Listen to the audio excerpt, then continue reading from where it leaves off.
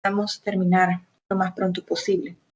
Bien, vamos a comenzar. El primer grupo que va a pasar hoy sería el grupo de Yuri Cristabel Pineda Brizuela, Alba Mabel Cabrera Viera y Douglas Alexis Moreira Majano. ¿Ya están acá en la videoconferencia?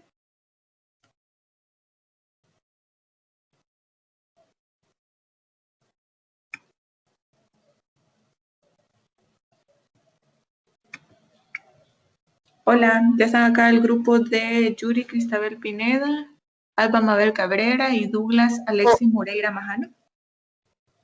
Hola, Lick. Sí, yo ya estoy acá, pero no sé si mis compañeros también están. Ok, déjeme revisar, permítame. Sí, Lick, ya estoy acá.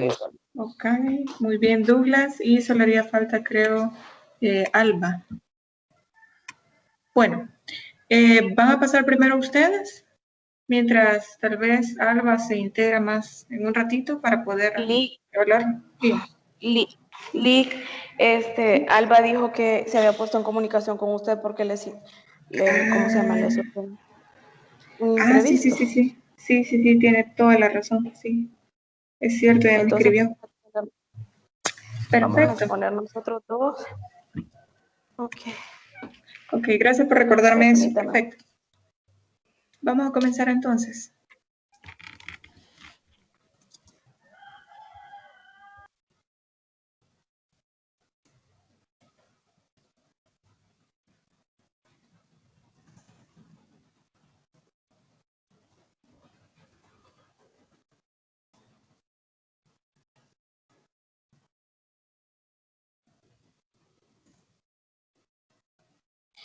Hola, buenas tardes a todas y todos. Una disculpa por la voz. Compañeras y compañeros, licenciada Giselle, mi grupo está compuesto por 3 integrantes, mi persona, Yuri Pineda, mi compañero Alexis y Alba Mabel, que en esta ocasión ella le surgió un imprevisto y pues ya habló con el LIC para exponer después. ¿Me escuchan? Hola. Sí, la escuchamos, Yuri. Ok. ¿Cómo se llama? El tema es los 3 principios básicos del ordenamiento jurídico: principio de unidad, principio de plenitud y principio de coherencia. Yo les voy a hablar acerca del principio de unidad. El principio de unidad hace referencia a la existencia de una norma fundamental bajo la cual se rigen las demás normas. Es bajo este principio que no todas las normas o leyes se encuentran en un mismo nivel. Hay normas superiores, normas inferiores. Estas existen en un sistema jerárquico. Es decir, que la norma superior prevalecerá sobre la norma inferior. Así, la Constitución de la República, que es la norma superior, la norma suprema, esta prevalece o prevalecerá siempre sobre cualquier otra norma jurídica, y estas se deben ajustar a ella. O sea, las demás normas deben regirse por esta. Esto demanda que no pueden ser contradictorias entre sí. Para nuestro ordenamiento, Para nuestro ordenamiento jurídico, la Constitución de la República es la norma fundamental. A partir de su contenido, el resto de normas se rigen. Por ejemplo, para mencionar algo, la Constitución menciona de manera general a la familia, la educación, el trabajo, pero, ¿cómo se llama? Son las demás leyes las encargadas de desarrollar sus temas de una manera más específica. Por ejemplo, para la familia existe la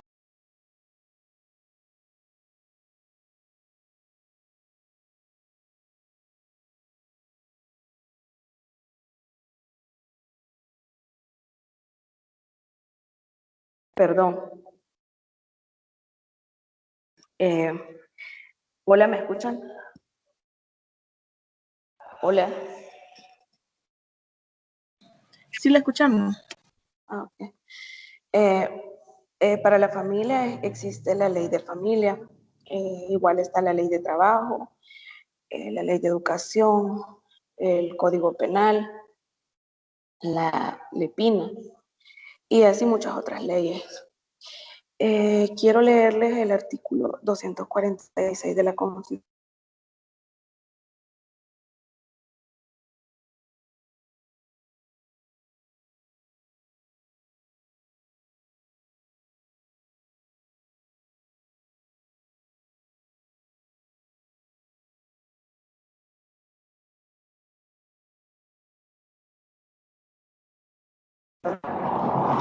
En este artículo claramente establece que es la Constitución la, la, la norma que está a la cabeza, o sea, de la cual dependen y por la cual se rigen las demás normas. También quiero mostrarles un ejemplo, bueno, les iba a mostrar, pero no puedo compartir pantalla. Lo iba a hacer mi compañera Mabel, pero igual ella está ausente ahorita, entonces, ¿cómo se llama? En la sentencia 7, en materia jurisprudencial, quiero leerles textualmente. Bueno, le voy a leer. La Sala de lo Constitucional de la Corte Suprema de Justicia, en la sentencia con referencia 7 de 2005, ha hecho un análisis del principio de unidad. Les leo. El principio de unidad en varias ocasiones ha sido abordado en la jurisprudencia y la Sala de lo Constitucional de la Corte Suprema de Justicia de El Salvador, en sentencia del proceso de inconstitucionalidad, referencia 7 de 2005. Solo les voy a leer la parte donde hace relación de toda la sentencia, ya que esta es bastante larga y en el trabajo solo pusimos el texto, o no sé cómo llamarlo, pero un extracto, digamos, de toda la sentencia donde dice: dictada a las 9:30 del 18 de abril de 2006, establece: entre los principios de interpretación constitucional destaca el principio de unidad de la Constitución, que el Tribunal Constitucional alemán ha caracterizado así. Una disposición constitucional no puede ser considerada de forma aislada, ni puede ser interpretada exclusivamente a partir de sí misma.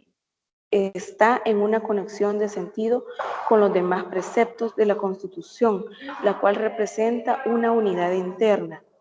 En segundo lugar, y para los efectos de este pronunciamiento, se recurrirá al principio de concordancia práctica, que Klaus Stern, en su Derecho del Estado de la RFA, explica así: las normas constitucionales que están en una relación de tensión recíproca tienen que ser armonizadas, ser puestas en concordancia la una con la otra. Ningún bien jurídico debe ser considerado como de rango superior a costa de otro valor protegido, a menos que la propia Constitución ordene la diferencia de rango. Ahora, eso aparece en una sentencia.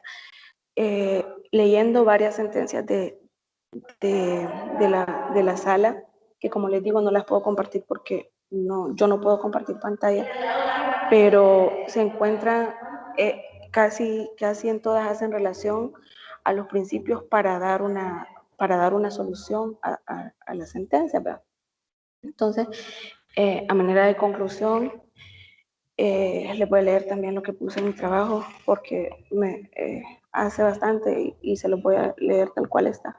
Que a manera de conclusión, sobre el principio de unidad del ordenamiento jurídico y atendiendo al anteriormente expuesto, se puede decir que no puede verse a una norma de forma aislada y que no tiene correlación con otras normas. Por tanto, sin perjuicio de la categoría que ocupe, ya sea como norma fundamental, superior o inferior, cada norma tendrá una relación con otra u otras, formando un conjunto sistemático y coordinado llamado ordenamiento jurídico. Hasta aquí mi participación. le pongo las disculpas porque me siento un poco mal de salud, así que espero haberme dado a entender. Gracias por su atención. Mi compañero Alba le tocaba el principio de coherencia, pero ella lo hará después y va a seguirme mi compañero Alexis con el principio de plenitud. Ok, muchas gracias, Yuri. Vamos a escuchar entonces al compañero Douglas. Muy bien, buenas tardes. Yo le voy a hablar sobre la plenitud. En sí, ¿en qué consiste la plenitud? ¿O qué es un sistema de plenitud? En sí dice que es la capacidad de un ordenamiento jurídico, por ejemplo, de autorresolver sus controversias. Como dijo Bovino, ¿verdad? Dice que la plenitud es una condición necesaria en ciertos ordenamientos y que en estos ordenamientos, pues obviamente para que se cumplan hay que cumplir ciertas reglas. Por ejemplo, del que el juez debe juzgar todas las controversias que se le presenten, también de que el mismo juez debe juzgar esas controversias usando una norma misma del sistema, ¿verdad? También dice que a las situaciones creadas por la falta de un principio le llamamos laguna. Entonces, para definir esto, ¿en qué consiste una laguna? En sí, estaba leyendo ahí que durante la Real Academia Española dice que es el efecto vacío o solución de una continuidad, ¿verdad? O un conjunto en una serie. Y también podemos decir que es una serie o, o conjunto para efectos de un tema. Esto siempre siendo en el sistema normativo. Dice que según el concepto de plenitud de los sistemas jurídicos, cuentan siempre con una norma para resolver cualquier problema. Sabemos que no siempre se cumple. Entonces se crean estas lagunas, ¿verdad? Que se clasifican se clasifican como de la siguiente manera. Están las propias, las divididas en objetivas y subjetivas. Están también las impropias o las propias, las que aparecen dentro del mismo ordenamiento jurídico. Y las subjetivas también son aquellas que bueno, las que eran por errores voluntarios o involuntarios de los legisladores. También están otros que se llama, estaba leyendo ahí que había otro que se llamaba como intraleyes, que son las normas muy generales, y las preterleyes, que son las normas muy específicas. También están las objetivas, las que son creadas por las condiciones sociales, políticas, económicas, etcétera. Y también están las impropias, las que son la insuficiencia de un ordenamiento normativo para darle frente a otro ideal. Dicen que donde están los estudiosos del derecho contemplan las lagunas como espacios jurídicos vacíos. Que estos se justifican con las existencias de las siguientes, de las siguientes normas. Por ejemplo, está la particular o también la podemos llamar inclusiva, que estas son las que regulan la conducta de manera abstracta y general. También están las excluyentes o la general, que son todo aquello que no está prohibido, ¿verdad? O está permitido. También podemos encontrar las inclusivas generales, que son las que el juez recurre a una analogía. ¿Cómo se solucionan? Vaya, por ejemplo, para darle solución a estos casos, ¿cómo podríamos, verdad? En sí, a veces o casi siempre recurren a la técnica de integración. En esta técnica dice que existen dos tipos. Está con sus respectivas variantes, ¿verdad? están la heterointerrogación y la no, la heterointegración, perdón, y la autoiteración. Lo voy a mencionar sobre qué consiste esta. Dice que la heterointegración recurre al ordenamiento o fuentes distintas del denominante. Y la autointegración recurre a las fuentes que el ordenamiento dominante autorice. Dice que estas fuentes pueden ser por la analogía y los principios generales del derecho. En sí, entonces, la analogía está como es la semejanza, ¿verdad? A lo relativo con una razón suficiente, como base para sentenciar. Dentro de la plenitud existen 4 tipos de analogía en la autoiteración, ¿verdad? Está la analogía legis, que creo que esta es la que se obtiene de la norma iteradora y resolutaria. Y también está la extensiva, que esta se usa para normas interpretativas de casos similares en otros. De mayoría también está la que se llama de mayoría de razón, que esta no hay semejanza relevante, ¿verdad? Pero es una comunidad en los fines. Y también está la analogía iuris, que esta se extrae de todo el sistema jurídico, una parte para solucionar. Entonces, así como podemos ver en el Código Postal Civil Mercantil, ¿verdad? Que está el artículo 19, que dispone o se dispone en caso de vacío legal, que se deberá acudir a la regulación y fundamento de las normas que rigen situaciones análogas a la normativa constitucional, ¿verdad? Y a los principios que derivan este código. También podemos decir que es como en del artículo 19 del Código Postal Civil Mercantil, está como es como la doctrina legal a la doctrina de los expositores del derecho, y a la falta de todo ello, ¿verdad? Y a la razón natural, atendida a las circunstancias del caso. También está podemos decir, respecto al principio de plenitud del ordenamiento jurídico, bueno, de la Sala de Constitucional, ¿verdad? De la Corte Suprema de Justicia de El Salvador, que en sentencia del proceso de amparo la referencia, estas dictadas a las 10 horas con 24 minutos del día 20 de diciembre de 2016. Bueno, en esta establece, ¿verdad? Como se apertura anteriormente, como les dije, en el artículo 19 del Código Postal Civil Mercantil, únicamente establece parámetros de técnica jurídica a los que el jugador puede... Compañeros, Dígame. es Código Procesal Civil Mercantil. Código Procesal. Oh, es que yo lo investigué y me pareció así, entonces. Es código procesal. En eso tiene razón la compañera. Yo no le quise interrumpir, pero sigue. Vamos a seguir escuchando y al final hacemos algunas aclaraciones. Okay. Es que yo, como lo investigué el leak, entonces lo investigué, o sea, investigué lo que es la sigla, entonces lo escribí mal, pues. Está bien, no hay problema.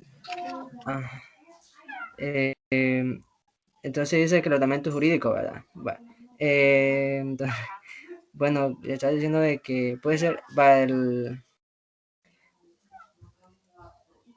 de la sentencia, ¿verdad? De dicha disposición, ¿verdad? Constituye entonces una herramienta hermenéutica de tipo periférico para la solución material de los casos concretos. Entonces, en sí, esto sería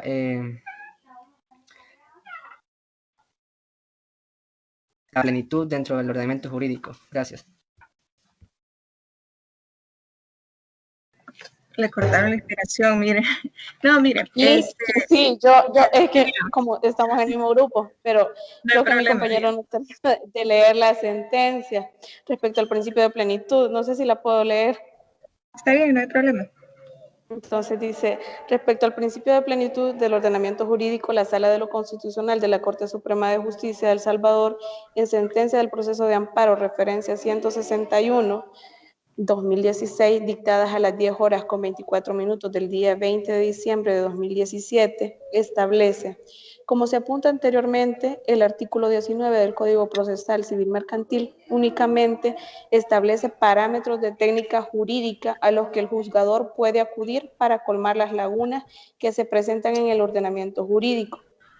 Dicha disposición constituye entonces una herramienta hermenéutica de tipo periférico para la solución material de los casos concretos. Incluso la existencia de dicha disposición no habría alterado la solución de aquel caso, ni, en general, la de cualquier otro caso que se suscitara en el ordenamiento jurídico.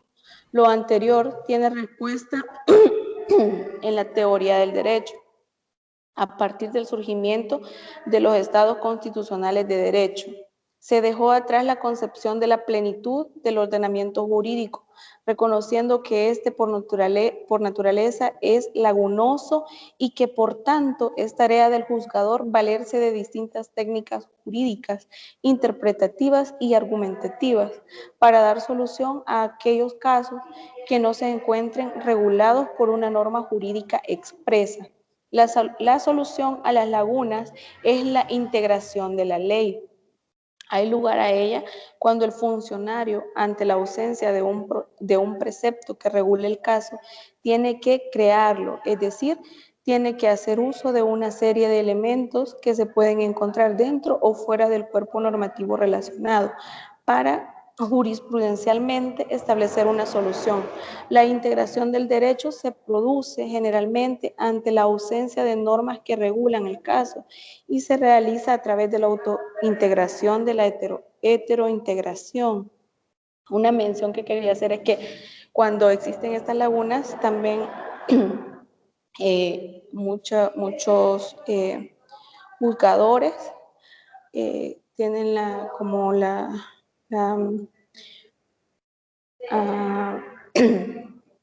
como el derecho, o no sé cómo decirlo, de valerse de su moral y de su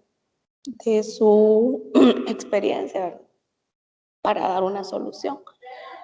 Eso sería el... Ok, perfecto, gracias. Nada más voy a hacer dos observaciones acá, además de la que hizo la compañera, que sí es Código Procesal Civil y Mercantil, y otra cuestión que él mencionó a un autor y el apellido es Bobbio. Así que nada más tener en cuenta esto, porque siempre hay que respetar los nombres de los autores tal cual y como están. Y bueno, errores podemos cometer todos, así que no se preocupen. Esto puede pasar específicamente con nombres que son algo rebuscados. Bueno. Sobre el contenido de lo que ustedes expusieron, quiero rescatar dos cosas. Número uno, muy bien, el estudio jurisprudencial que ustedes hicieron, me pareció perfecto. Ahí mencionan una palabra que posiblemente ustedes no encuentran la conexión ahí, que es hermenéutica. La hermenéutica es una técnica de interpretación de textos, es decir, querer descifrar qué es lo que significa un texto o unas palabras y en qué contexto está para poder definir a qué se refiere. Por eso es que en esta jurisprudencia, en la 161-2016 se menciona que se va a hacer uso para poder sacar a de esta laguna o de este vacío que se encuentra en la ley, la autointegración y la heterointegración. Y ese es el otro elemento que quería rescatar de la exposición de los compañeros. Específicamente estos puntos son muy importantes por la carrera que ustedes están estudiando, que es negocios y relaciones internacionales. El hecho de reconocer que hay instrumentos internacionales que también forman parte de nuestro ordenamiento jurídico nos hace ver que cuando nosotros no tenemos una ley, cuando tenemos un vacío o una laguna, podemos echar mano de los instrumentos internacionales, en este caso, a través de la heterointegración. Hetero significa que no es lo mismo. Y la autointegración significa dentro del mismo ordenamiento jurídico, tal vez yo no encuentro una ley, por ejemplo, yo no encuentro un artículo referente a una situación en la Constitución, o yo no lo encuentro en el Código Penal. Entonces yo voy a buscar otra ley, ya sea una ley especial, una ley transitoria, una ley de otra materia, pero que posiblemente pueda aplicar a este caso, o a través de la jurisprudencia, de otro elemento del ordenamiento jurídico, pero de nuestro mismo país, para poder resolverlo. Caso contrario, con la heterointegración. Yo no encuentro nada sobre eso en nuestro ordenamiento jurídico salvadoreño, entonces yo echo mano de una convención, de un tratado, de un protocolo internacional, de una ley de otro país, para así poder dar respuesta a este caso. También, como lo mencionaba la compañera, tenemos la situación siguiente, que es posible cuando no hay una respuesta a un caso, cuando hay una laguna, darle la posibilidad al juez, y esto se llama sana crítica. Recuerdo que yo ya se los había explicado. Dar la posibilidad de que este juez no se quede sin resolver, porque esto no se puede hacer. Que un juez no resuelva un caso no se debe hacer. Entonces, si no hay una ley ni dentro de nuestro ordenamiento jurídico ni fuera de nuestro ordenamiento jurídico, porque tal vez las características del caso son demasiado particulares, que no haya una ley para esto, entonces se le da la posibilidad al juez, a través de la sana crítica, justificado, o sea, motivada esa sentencia, en la cual él diga, por mi experiencia o los rasgos de la psicología nos dicen esto y vamos a resolver de esta manera. Que él tenga la posibilidad, a través de este medio que se llama sana crítica, de poder resolver el caso. Así que muy bien. A los compañeros, ahora vamos a darle la oportunidad al siguiente grupo, que sería el grupo de María del Carmen Chévez Claros, Carlos Miguel Pérez Llanes y Héctor Orlando Sánchez Guevara. No sé si ya están acá. Sí, Ok. Tiene la palabra, entonces ya pueden comenzar. Muy buenas tardes, licenciada y compañeros. Nuestro grupo continuará explicando sobre la investigación que hizo. Para ello voy a iniciar hablando acerca de qué es el ordenamiento jurídico y algunos caracteres que forman parte de este sistema jurídico. Cuando hablamos del ordenamiento jurídico, nos referimos a un conjunto o un sistema de normas que están vigentes en un grupo social. Y este grupo de normas contiene diversos caracteres que son fundamentales. Caracteres como la unidad, la plenitud y la coherencia.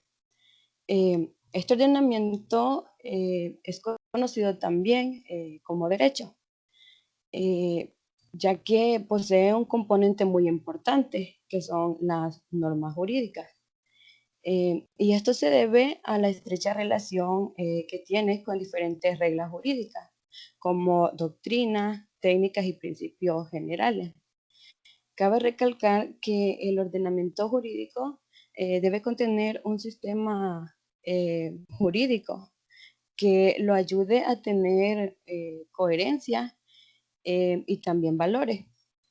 La principal función de este sistema es regular los hechos sociales o económicos de instituciones que son jurídicas. Los principios por los que está formado el ordenamiento jurídico es el principio de unidad. Y cuando hablamos de este principio, nos referimos a que el orden y los permisos forman parte de un todo unitario. Es decir, que de igual forma todas las normas que están estructuradas de una manera jerárquica se derivan de una sola norma que es superior. El principio de plenitud. Este principio hace referencia a la relación que existe entre todo lo existente en la normativa jurídica. Ya que consiste en que ningún problema que esté relacionado con este ordenamiento puede dejar de ser resuelto. Aún así, no exista una ley que se pueda aplicar en el caso. El principio de jerarquía, este es otro principio muy importante, ya que consiste en que cuando hay una contradicción entre dos normas que son de un distinto valor jerárquico. Por otra parte, también está el principio de competencia. Y este principio surge cuando existe una contradicción entre dos normas que son de igual jerarquía, pero que provienen de distintos órganos. Las normas jurídicas deben estar ordenadas y esto para que eviten situaciones contradictorias. La teoría de derogación de las normas jurídicas es otro principio muy importante. Y es que cuando hablamos de la derogación jurídicas, se refiere a cuando se da la eliminación de la validez de una norma por otra, o también cuando se modifican. Pero toda norma jurídica que es modificada requiere de una identidad soberana, que es la que tiene la posibilidad de cambiarlas en cualquier momento. En cada estado existen diferentes tipos de normas jurídicas, pero estas están elaboradas por órganos que también son diferentes. Hasta aquí mi participación y continúa mi compañero Carlos. Buenas tardes, licenciada y compañeros. En esta tarde a mí me toca hablarles sobre lo que es la teoría de Norberto Bobbio y Kelsen. Para Norberto, el derecho no es algo que se debe cumplir por hacerle bien sino que este tiene que ser cumplido para llevar un orden social. Norberto trató dos versiones sobre, es decir, el concepto de Kelsen y la norma básica del concepto de Hart.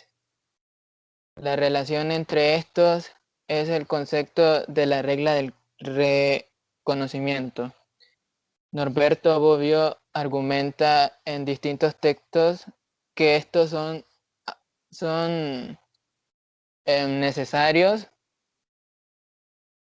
y al ser descartados o, por decir así, eliminado, este favorecería la teoría del derecho resultante.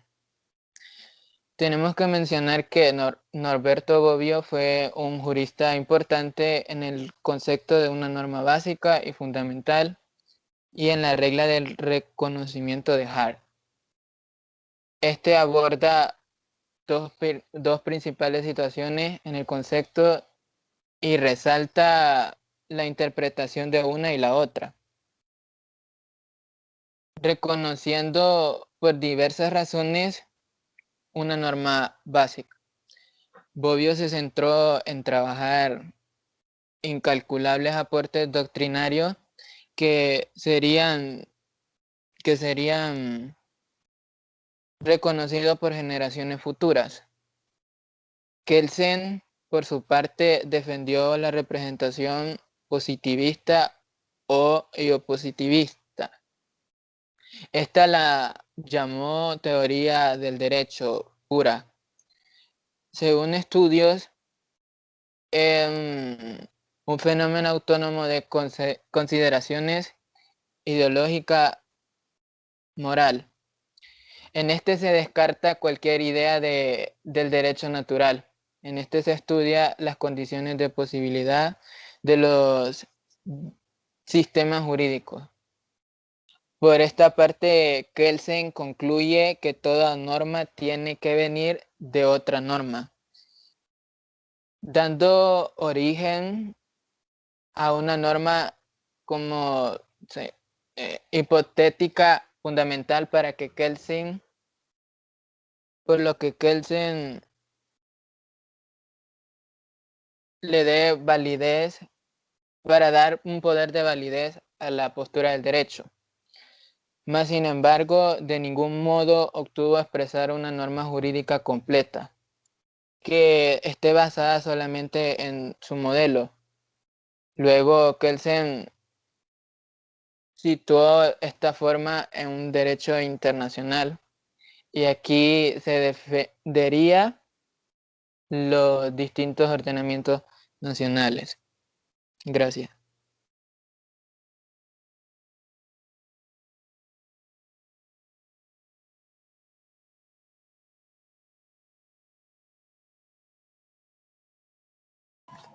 Ok, vamos a escuchar al compañero entonces. Hace falta el compañero Héctor Rolando.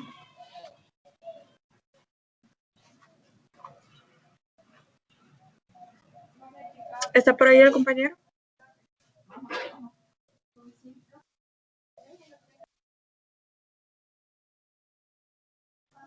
Ok, bueno, entonces vamos a seguir con el próximo grupo, si me permiten.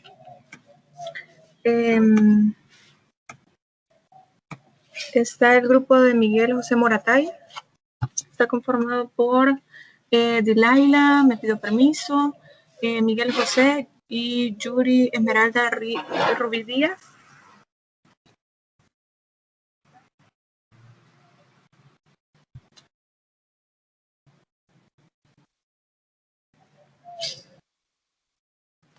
¿Está alguien de ese grupo? Bueno, vamos a avanzar entonces. El grupo de Karen María Orellana.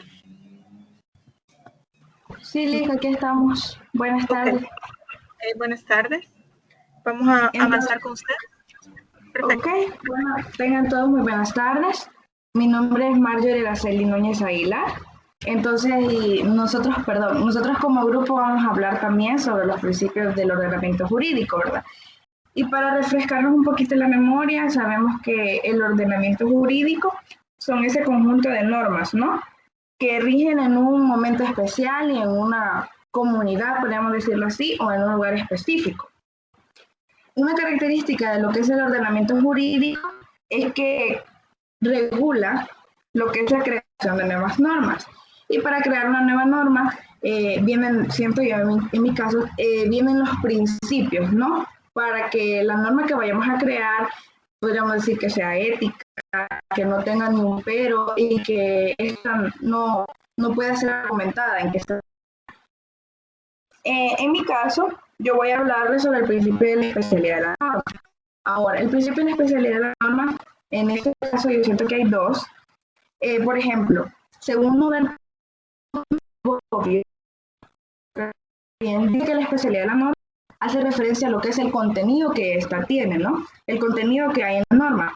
Por ejemplo, hay una regla amplia que afecta a un grupo de personas que afecta a un grupo.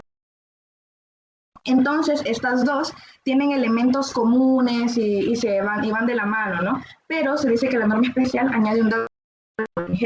Ahora, vemos que la especialidad de la norma es especial para quien va, donde se va a vamos a decirlo así, y cómo se va a hacer. Y también tenemos las normas específicas por casos especiales. En este caso, cuando esto pasa, la especialidad de la norma, hay momentos de contradicción. Entonces, cuando hay momentos de contradicción, esto es lo que es las antinomias, que la licenciada nos explicaba en clases pasadas. Entonces, la especialidad de la norma se une con lo que es la jerarquía. Y se dice que esto se vuelve un criterio muy tradicional, una solución muy tradicional para resolver esto de lo que es las antinomias. Entonces, ahí yo me quiero dar a entender que la especialidad de la norma es el contenido que esta tiene, lo que hay en las normas, para dónde van, y hay otro caso que es para que ya la especialidad de la norma se une con la jerarquía para resolver las antinomias. He querido ser lo más breve posible y espero que me hayan entendido porque ella dijo de verdad. Entonces, sí, lo poquito que yo agarré un resumen para darlo rapidito es que la especialidad de la norma es el contenido y a ver para resolver normativas a veces lo del derecho. Bueno, dado esta pequeña introducción y este poquito de lo que es el principio de la especialidad de la norma, creo que decía mi compañera ahí. Ok, gracias, Marjorie.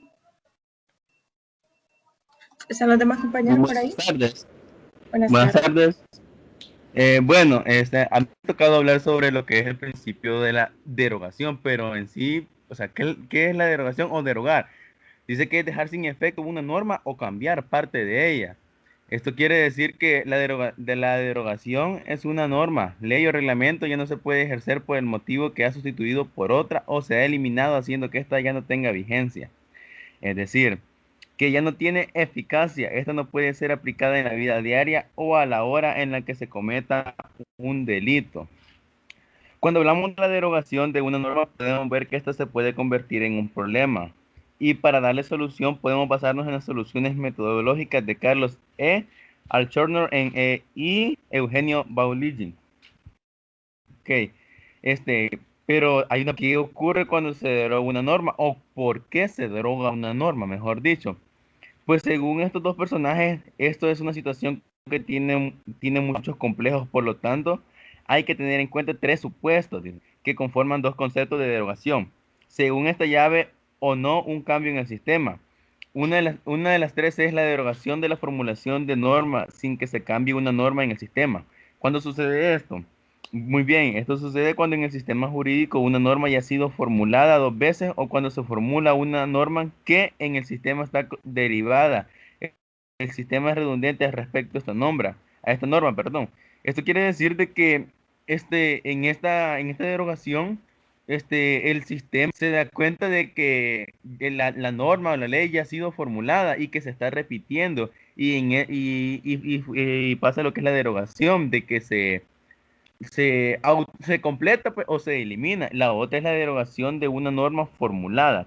En este caso, cuando se deroga una norma formulada para sustituir por otra, se quitan o se trae norma formulada. Decir que sustituyen una norma por otra o se actualiza. No sé si han escuchado cuando dicen de que actualizaron tal ley, o sea, la ley ya no es la misma, sino que cambia o alguna palabra o otra, pero esta palabra que se cambia tiene bastante que ver en el significado de la norma o de la ley. Y la última es la derogación de una norma derivada. ¿Cuándo sucede esto? El ambiente se torna más complicado, ya que el resultado de esta derogación ya no es unívoco. ¿Qué quiere decir unívoco? Unívoco quiere decir que siempre tiene el mismo significado o la misma interpretación. Ok, ya que a veces esto no es siempre un conjunto de normas, sino una pluralidad alternativa de un conjunto de normas. Esto sucede cuando la norma se deroga, en cuenta solo de una norma, de un conjunto. También les vengo a hablar sobre lo que es el principio de competencia. ¿En qué consiste este principio de competencia? Les voy a dar un breve resumen de lo que es este principio. El principio de competencia nos dice que las comunidades autónomas presumen aquellos derechos que les atribuyen a sus estados autónomos dentro del marco de la Constitución, quedando las demás competencias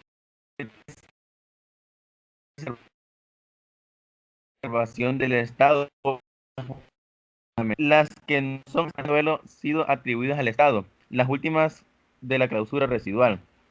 En caso de entrar en contradicción las normas aprobadas por los niveles territoriales, el órgano jurisdiccional será el encargado de resolver esta lucha de poderes competenciales. Normalmente el Tribunal Constitucional deberá apreciar la magnitud competencial de uno de los niveles territoriales y declarar la nulidad de la norma aprobada en contra de la distribución de competencia. Muy bien, estos han sido los dos principios que me ha tocado hablar a mí y las dejo con mi compañera María que les hablará un poco más sobre lo que son los principios. Ok, gracias Randy. Vamos a esperar a la otra compañera. Buenas tardes, licenciada, compañero. Mi nombre es Karen Orellana y en esta ocasión me toca defender nuestro trabajo acerca de los principios del ordenamiento jurídico. Sabemos que existen diversos principios que complementan el ordenamiento jurídico y que gracias a ello puede darle una coherencia al océano de normas que tenemos. Por hoy en día hablaré de algunos que me llamaron la atención a la hora de investigar para realizar nuestro trabajo y que a veces no lo notamos, lo que es el caso del principio de legalidad. Cuando nos referimos a este principio, sabemos que es el que realiza una reacción contra el abuso de poder. Es decir, que todos los actos de los poderes públicos están sujetos a la ley y no a la voluntad de las personas. O sea, es inválido todo acto que no esté conforme a la ley. Se puede decir entonces que se refiere especialmente a los actos del Estado que pueden incidir sobre los derechos subjetivos, como la de libertad, de propiedad, entre otros. El principio de legalidad tiene una evidente función garantista que nos protege como ciudadanos de todos los actos que no están autorizados por la ley. Me parece importante el saber que a este principio lo complementa el principio de seguridad jurídica, ya que este establece en nuestra Constitución a efecto de respetar las relaciones entre los ciudadanos y claramente del mismo individuo frente al Estado. ¿Por qué? Precisamente porque se debe a que el sujeto sabe que tiene la plena confianza que su situación jurídica no será cambiada posteriormente, más que solo por procedimientos que regulan su situación y claro está por las autoridades competentes. Esto le otorga al sujeto la seguridad sin temor a la opresión, ni que sus derechos sean violentados, asegurándole la protección y reparación de los mismos. La seguridad jurídica pues tiene que ver con la estabilidad de las normas. Significa que la seguridad de que puede conocerse lo previsto como lo prohibido, ordenado o permitido por el poder público. Como bien sabemos, el Estado está en su obligación de crear seguridad jurídica al ejercer el poder político, jurídico y legislativo. Por ejemplo, un juez está en su total obligación de respetar la ley y sobre todo la Constitución, ya que al momento de impartir la justicia debe ser de acuerdo a lo que está escrito por la ley y de ser lo contrario se consideraría violación a la ley y por ende a la Constitución. Por otro lado, tenemos el principio de jerarquía de las normas. Se tiene que, este es más que un orden cuando existe una contradicción, ya que la norma superior tiene más valor que la inferior, si es que llegase a existir una contradicción entre dos normas. Es decir, en un decreto regional no está permitido que éste se interponga o contradiga a la Constitución, o mejor dicho, una norma penal, ya que si esta va en contradicción se le considera inconstitucional. Tenemos que en primer nivel están las normas constitucionales y en segundo nivel los tratados, leyes y normas de igual rango, y que por último están los actos administrativos. Nuestra Constitución contiene normas que no pueden ser contradichas por ninguna otra norma del sistema legislativo. Dicho esto, tenemos por último el caso del principio de coherencia normativa, ya que implica la existencia de una relación armónica entre todas las normas que se encuentran en el ordenamiento jurídico. Este principio nos señala que no deben existir conflictos o contrariedad en las normas, ya que si en algún momento llegara a suceder, debemos tener en cuenta las dos interpretaciones, que es una norma armónica y la otra contradictoria. Sabemos que por fuerza se debe elegir la armónica y desechar la contradictoria. Por lo tanto, para finalizar mi participación y una conclusión de nuestro trabajo, los principios se encuentran contenidos en las normas, pero no en una norma, sino que en un conjunto de ellas. Tenemos que los principios son las fuentes primarias de las normas jurídicas. En ellos, las normas pueden encontrar su legitimación y justificación. Hablando de otra diferencia entre principios y normas, encontramos que solo las normas pueden restringir derechos. ¿Qué quiero decir con esto? Que puede imponer obligaciones, competencias, privilegios, sanciones, entre otros. Por los principios, en cambio, imponen un deber genérico de respeto, pero no obligaciones en concreto, porque los principios son una garantía de los derechos. Las obligaciones concretas, las prohibiciones y sanciones solamente nacen de la ley. Entonces, como lo mencioné anteriormente, esta imposibilidad de los principios para crear obligaciones es consecuencia del principio de seguridad jurídica, que minutos atrás mencioné, que nos da la garantía en favor de nuestros derechos o de situaciones jurídicas de ventaja. Por ejemplo, no existe un principio que sirva para condenar a alguien o restringir sus derechos, o más bien exigirle obligaciones más allá de las que están previstas por las normas jurídicas, sino que por lo contrario, amplían la libertad a las personas y colocan barreras a las decisiones tomadas por los poderes públicos. Así que tenemos que los principios cumplen la función de informar y articular el ordenamiento jurídico. Es, por decirlo así, la idea organizadora de todas las instituciones jurídicas, como también es lo material del sistema jurídico que le atribuye la unidad de sentido e identidad propia. Estos principios se consideran las columnas que sostienen el edificio jurídico, ya que sin unidad ni consistencia, esto se desmorona. Y con eso concluiría mi breve aporte. Muchas gracias. Excelente, Karen. Muy bien esa participación, específicamente porque a veces nosotros tomamos más en cuenta el principio de unidad, de plenitud, de coherencia, pero también es muy importante el principio de seguridad jurídica y el de legalidad. No hay que perder de vista esto, porque este es el marco de todo nuestro ordenamiento jurídico. Sin esto, toda la estructura del ordenamiento jurídico se nos va abajo. Así que hay que mantenerlo siempre en mente esta parte. Bien, para poder ir avanzando, vamos ahora con el grupo de Luis Samuel Parada y Miguel Ángel Guevara Estrada. ¿Están por acá? Sí, licenciada. Ok, perfecto. Vamos con ustedes entonces. Ok, primero que nada aclarar que mi compañero Miguel pues ya no va a seguir estudiando, entonces yo voy a defender la nota yo solo. Y para comenzar quiero que demos en cuenta de que vamos a hablar de la jurisprudencia en general, puesto de que decidimos que la jurisprudencia es algo fundamental en este tema. Bueno, la jurisprudencia se entiende como la doctrina adoptada por la Corte Suprema para interpretar las normas jurídicas y su aplicación a los casos sometidos a la resolución judicial. En definitiva, es el derecho establecido por la Corte Suprema en las resoluciones que controlan su aplicación. El término jurisprudencia no tiene un significado claro, puesto que tiene múltiples significados. Su origen proviene del derecho romano, el que equivale a prudentium iuris, que asume el conocimiento científico de la justicia y la injusticia. Por tanto, de forma muy general se puede argumentar que el término aprendizaje se refiere a la jurisprudencia. A grandes rasgos se refiere a la doctrina que establece el tribunal a la hora de interpretar y aplicar la ley al decir lo que conoce, independientemente de su categoría. Es un concepto más estricto, solo incluye la doctrina establecida por los tribunales encargados de controlar la aplicación de la ley por otros órganos judiciales. En nuestro país, la tarea de estandarizar la interpretación de las normas legales aplicables dentro de su jurisdicción es equivalente a la Corte Suprema. Por tanto, la Corte Suprema resumirá la jurisprudencia, la denominada jurisprudencia, en la interpretación de normas legales y su aplicación a los casos sometidos a juicio, la ley que establece la resolución de la Corte Suprema.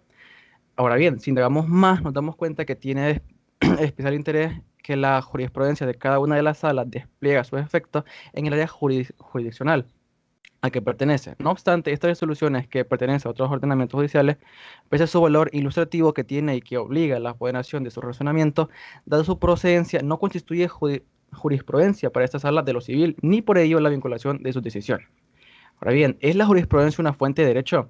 La distribución del estatus de la fuente de derechos legales es un debate controvertido, que reconoce diferentes soluciones según el periodo histórico estudiado. Ahora bien, históricamente la jurisprudencia tiene indudablemente la función de origen legal en el periodo anterior a la era legislativa. En los tiempos modernos, debido a la ocurrencia del movimiento de codificación, no es apropiado atribuir la función de fuente de derecho, pues la interpretación y aplicación de la norma como competencia judicial debe cumplir con las normas, las cuales serán verdaderamente fuentes de derecho, y al desempeñar esta función no crearán nuevas normas legales. En la actualidad, debido a la gran cantidad de leyes y reglamentos prescritos y en muchos casos nébula, oculta el perfil jurídico disperso en las materias que regula, lo que lleva al uso frecuente de conceptos legales inciertos, por lo que la jurisdicción no puede cerrarse, ámbito de jurisdicción legal. Pero las actuaciones de los tribunales son complementarias en la voluntad legislativa, aunque sus actividades no producirán normas jurídicas bajo ningún concepto y no producirán universalidad, pues las decisiones adoptadas en las resoluciones solo se centran en el caso concreto, sometido a su consideración y a los licitantes del caso. no involucrados a quienes no forman parte del procedimiento declaratorio o no están vinculados al procedimiento declaratorio. De esta manera, la jurisprudencia se encarga en una posición intermedia. En este caso, la jurisprudencia no es la verdadera fuente de derecho. Tiene cierto valor en la conformación de la voluntad jurídica de adaptar la vida real al determinado en circunstancia. El asentamiento lo que lo convierte en una actividad complementaria a la verdadera fuente de derecho. En este posicionamiento a veces lo hace elegible para ser una fuente indirecta de derecho. Esta condición está reconocida en el artículo 1.6 de la ley civil. Siempre que la doctrina jurídica complemente el ordenamiento jurídico con doctrinas reiteradamente establecidas por la Corte Suprema en la interpretación y aplicación del derecho, el derecho consuetudinario y los principios jurídicos generales. En efecto, la tarea de interpretar y aplicar normas relacionadas con la realidad de la vida y los conflictos de interés ha llevado al establecimiento de estándares por parte de la Corte Suprema. Es decir, si estos estándares no se involucran y el establecimiento de normas en pleno sentido, los desarrollos involucrados tienen un significado real y vale la pena reiterarlos. Tienen ciertos significados normativos. Estas palabras confirman la ambigüedad que produce la jurisprudencia del Tribunal Supremo, que aunque carece del carácter de fuentes jurídicas reales, se reconoce como valor fáctico, vinculante y orientador para los tribunales inferiores. Ahora bien, ¿quién tiene derecho al establecer la jurisprudencia? En primer lugar, el Tribunal Supremo. Los principios anteriores delegan específicamente las facultades otorgadas a la jurisprudencia al Tribunal Supremo. Para que la decisión obtenga personería jurídica y sean vinculantes, se debe reiterar cuestiones similares en la doctrina interpretada, para que puedan obtener soluciones similares. Es decir, mientras permanezca sin cambios, se fusionan porque no han sido modificados. La sentencia de la Corte Suprema del 22 de julio de 1944 declaró que luego de que la jurisprudencia estableció una determinada interpretación jurídica, para la certeza y seguridad de la relación jurídica, la interpretación debe mantenerse, mientras no esté legalmente probada. En segundo lugar, tenemos al Tribunal Constitucional. Cabe hacer especial mención a la posición del Tribunal Constitucional en este tema, porque el concepto tradicional de jurisprudencia no comprende al Tribunal Constitucional. El artículo 1 de la ley orgánica del Tribunal Constitucional le confió la misión de supremo intérprete de la Constitución. Por sus efectos, la jurisprudencia tiene un significado especial, porque los tribunales generales en su conjunto deben respetar los derechos básicos de los ciudadanos en los casos que sepan cumplir con los estándares que determinen su resolución. Esto ha sido toda mi participación. Gracias por su atención. Bueno, muchas gracias. Entonces, vamos a seguir. El siguiente grupo sería el de Karen Daniela Hernández Molina, Walter Castillo y Keren Torres. ¿Están por ahí?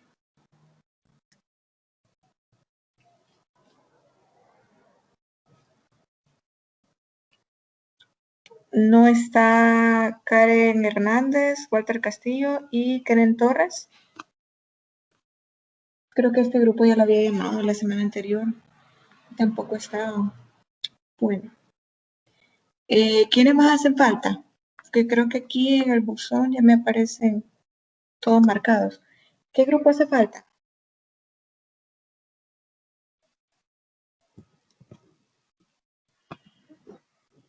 ¿Hay alguien más que haga falta?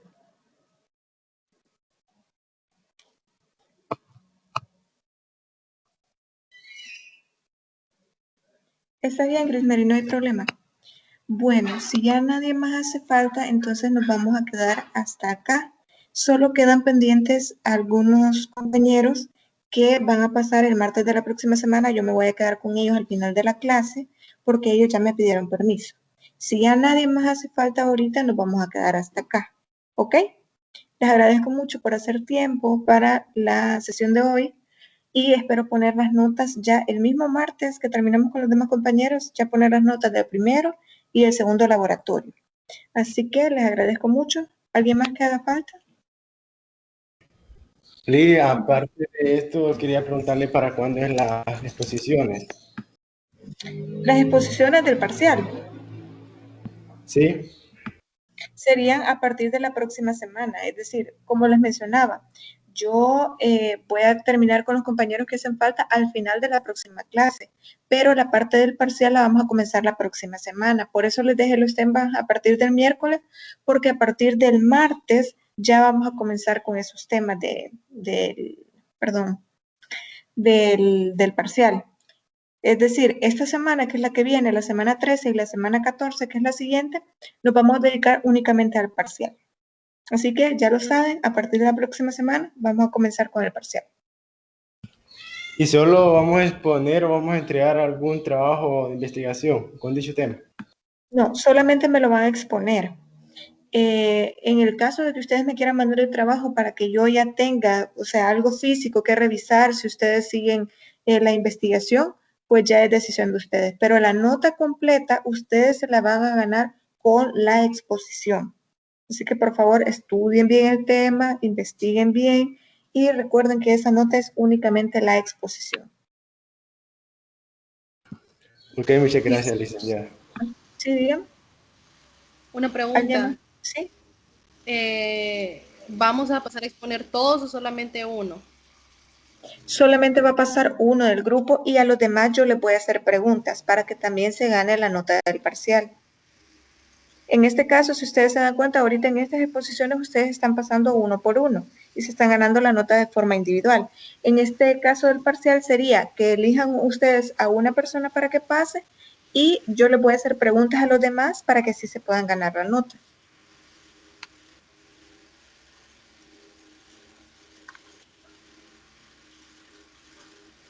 ¿Alguna otra duda?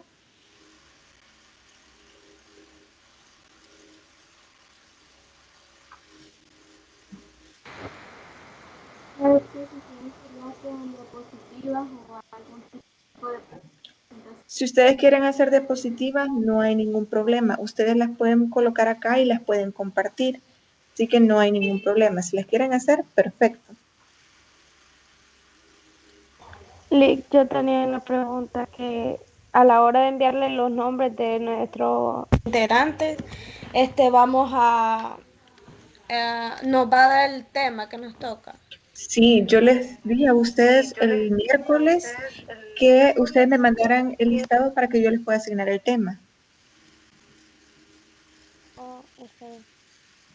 Así que por favor a los que todavía no tienen tema, comuníquense conmigo, yo les voy a dar el tema para que sí ustedes puedan comenzar a investigar y ya tengan todo listo para la próxima semana.